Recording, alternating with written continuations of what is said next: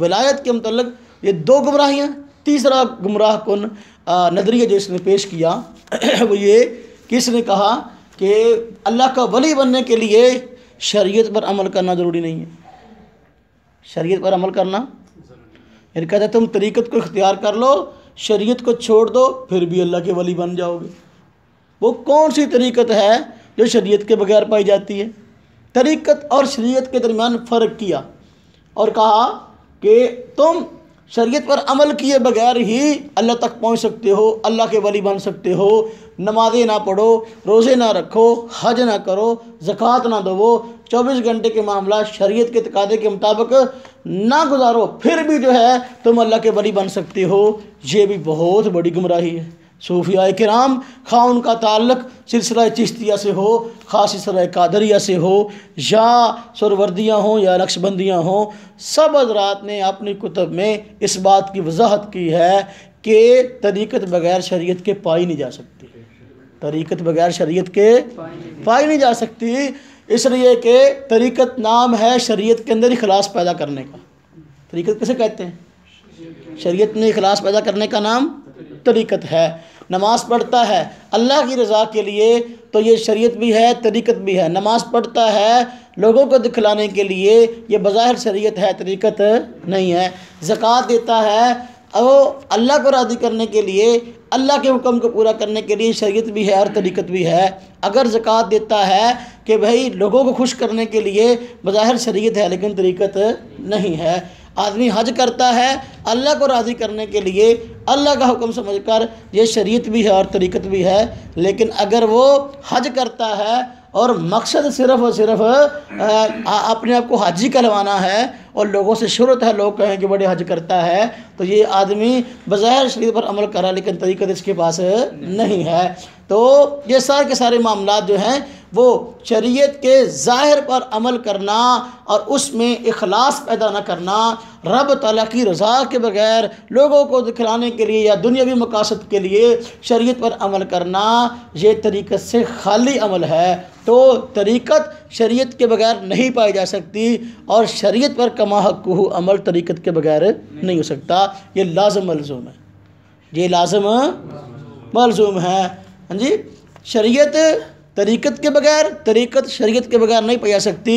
हज़रत मुतकल्लिमीन ने भी यहाँ तक वजाहत फरमाई, जो इस्लाम के मुतकल्लिमीन हैं।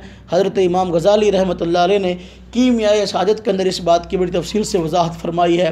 हज़रत जदीद अल-फ़सानी रहमतुल्लाह अलैह ने अपने मकतूबात के अंदर बड़ी तफसील से जो है बात इरशाद फरमाई है। सूफिया ने यहाँ तक लिखा है, अगर कोई आदमी तरीक़त के नाम पर शरीयत का इनकार करता है तो ऐसे आदमी को कत्ल करना जो है बहुत बड़ा सवाब है।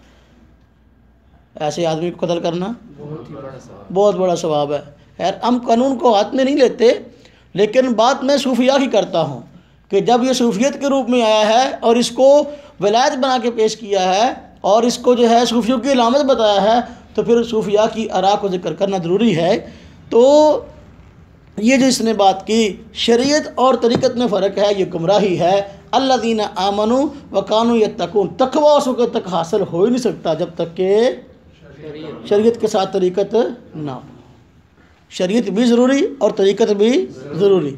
और देखो ना, वयुक़ीमूनस्सलाह, नमाज कायम करें, मिम्मा रज़क़नाहुम युनफ़िक़ून, ये क्या है? आमाल है, ज़ाहिरी शरीयत, इस पर भी अमल ज़रूरी है। ईमानियात भी ज़रूरी हैं और आमाल सालिहा भी ज़रूरी हैं। ये दोनों चीज़ें जब तक ना होंगी उस वक्त तक तरीक़त हासिल नहीं हो सकती। शरीयत और तरीक़त की मिसाल कश्ती और कश्तीबान किसी है, कश्ती और मल्लाह किसी है। देखो, कश्ती बगैर मल्लाह के चल नहीं सकती और मल्लाह कश्ती के बगैर दरिया में जा नहीं सकता। मल्लाह को कश्ती की ज़रूरत है दरिया में जाने के लिए, दरिया पार करने के लिए और समंदर पार करने के लिए, और कश्ती जो है उसको मल्लाह की ज़रूरत है। ये दोनों इस के बगैर नहीं चल सकती। इसी तरह शरीयत बगैर तरीक़त के और तरीक़त बगैर शरीयत के नहीं चल सकती। एक ईसाई इसके पास औरत आई, उसने कहा अगर मुसलमान हो जाऊं क्या मुझको शरीयत पर अमल करना पड़ेगा? इस गुमराह आदमी ने कहा नहीं नहीं, कोई ज़रूरी नहीं है, अगर शरीयत पर अमल ना भी करो फिर भी जो है तुम कामयाब हो जाओगी। और अजीब मिसाल दी, कहता है देखो एक शहर है, उस या एक मंजिल है जहाँ तक किसी ने जाना है, तो उस तक दो रास्ते जाते हैं। एक रास्ता शहर की तरफ से है और एक शहर के बाहर की तरफ से है। जो शहर की तरफ से मंजिल पर पहुंचना चाहेगा तो उसको रास्ते में रुकावटें आएंगी, रश आएगा, सिग्नल आएंगे, जगह जगह पे रुकावटें आएंगी, उसको इशारे क्रॉस करने पड़ेंगे, कानूनों की रियायत करनी पड़ेगी, हाँ जी, वरना चलान हो जाएगा, हाँ जी। लेकिन जो है अगर वो बाहर की तरफ से जाता है तो वो इशारों के बगैर, कानून के बगैर ही जा सकता है। कहता है जिसको बाईपास कहते हैं, बाईपास के रास्ते से जाए तो इशारे क्रॉस करने नहीं पड़ते। कहता है इसलिए जो है अगर शरीयत पर अमल करोगे, शरीयत के रास्ते पर चलोगे, तो फिर ये सारी चीज़ों की रियायत करनी पड़ेगी। तरीक़त पर आओगे तो अब जो है बिल्कुल तुम्हें किसी कायदा कानून की ज़रूरत नहीं, शरीयत पर ज़रूरत नहीं। इस तरह की गुमराहियाँ ये फैलाता था। जो देखो, अकल तो वहाँ काम आती है जहाँ शरीयत ना हो, जहाँ कुरान ना हो, जहाँ सुन्नत ना हो। एक आदमी अपने आप को मुसलमान कहता है, इस्लाम का दावेदार है, तो फिर ऐसी बातें करता है और अपने अकली ढकोंसले छोड़ता है, तो फिर ऐसे आदमी को लायक नहीं है कि वो अपने आप को मुसलमान कहलाए।